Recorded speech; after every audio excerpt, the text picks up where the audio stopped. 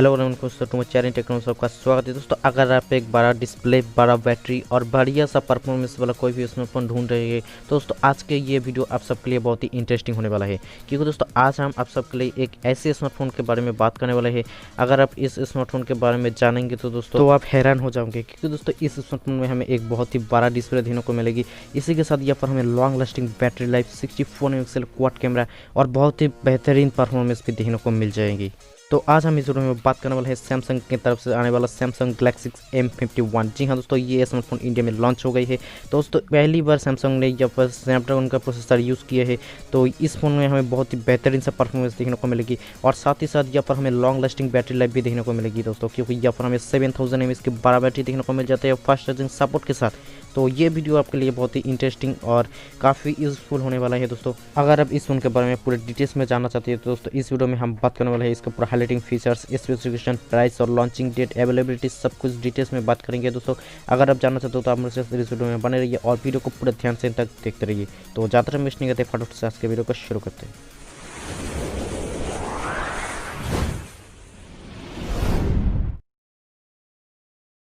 दोस्तों सबसे पहले शुरुआत करते हैं हम यहाँ पर डिज़ाइन, बिल्ड क्वालिटी और डिस्प्ले से।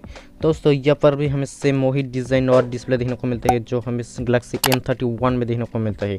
दोस्तों अगर हम इसके डिज़ाइन की बात करें तो पीछे की तरफ यहाँ पर हमें एक ग्रेडियंस फिनिश देखने को मिलता है और पूरा का पूरा फ़ोन यहाँ पर हमें दोस्तों प्लास्टिक के बिल्ड क्वालिटी के साथ आता है, क्योंकि यहाँ पर हमें दोस्तों फ्रेम भी प्लास्टिक का देखने को मिलता है और पीछे की तरफ भी हमें प्लास्टिक ही देखने को मिलता है। अगर हम इसकी थिकनेस की बात करें तो ये 9.5 mm के थिकनेस पर आता है और इसका वेट दोस्तों 213 ग्राम का है।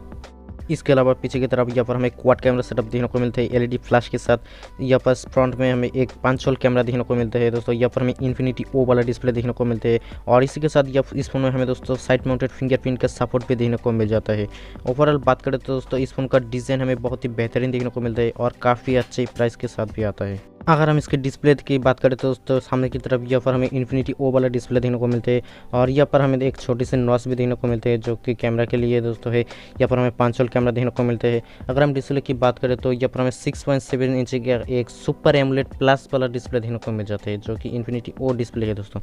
तो डिस्प्ले यहाँ पर हमें काफ़ी बढ़िया देखने को मिलती है दोस्तों, क्योंकि यहाँ पर हमें 6.7 इंच का बड़ा डिस्प्ले देखने को मिलता है, साथ ही साथ सुपर एमोलेड प्लस देखने को मिलते हैं दोस्तों। ये जो डिस्प्ले है ये सुपर एमोलेड से थोड़ा सा अच्छा है दोस्तों और ये हमें 40% यहाँ पर लाइटर वेट भी देखने को मिल जाता है।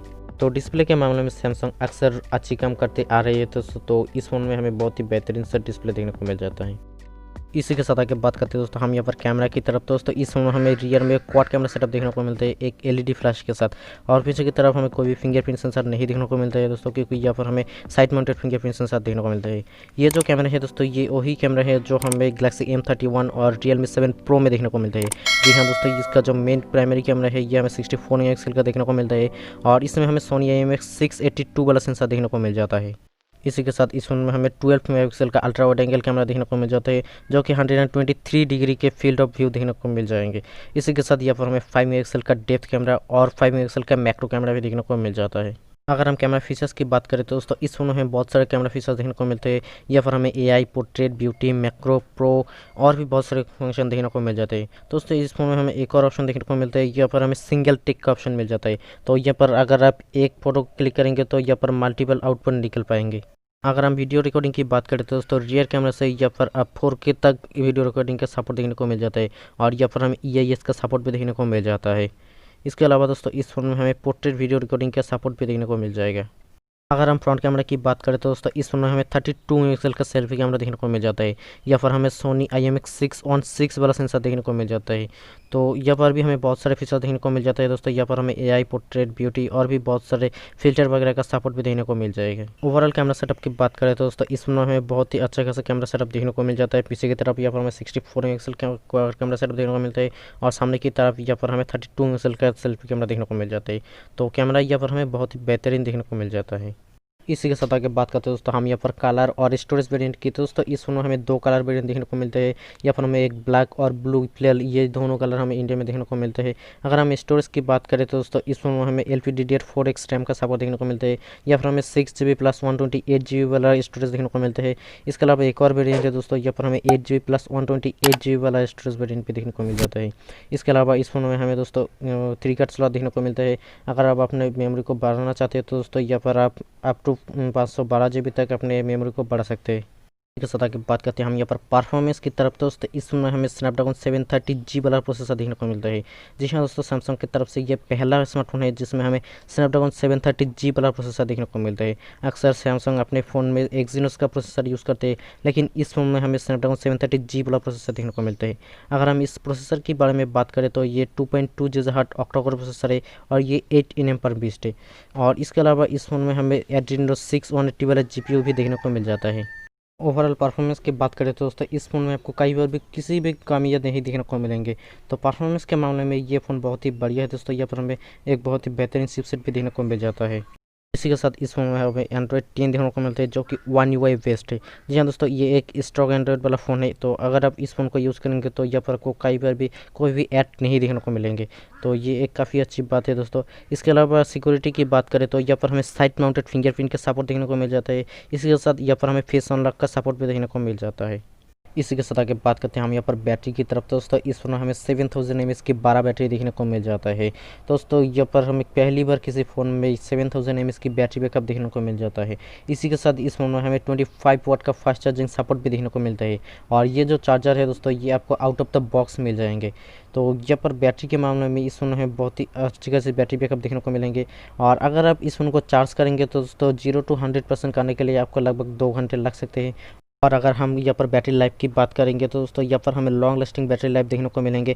अगर आप अपने फ़ोन में दिन रात गेमिंग करते हैं तो दोस्तों ये फ़ोन आपके लिए एक बहुत ही बेहतरीन ऑप्शन हो सकता है।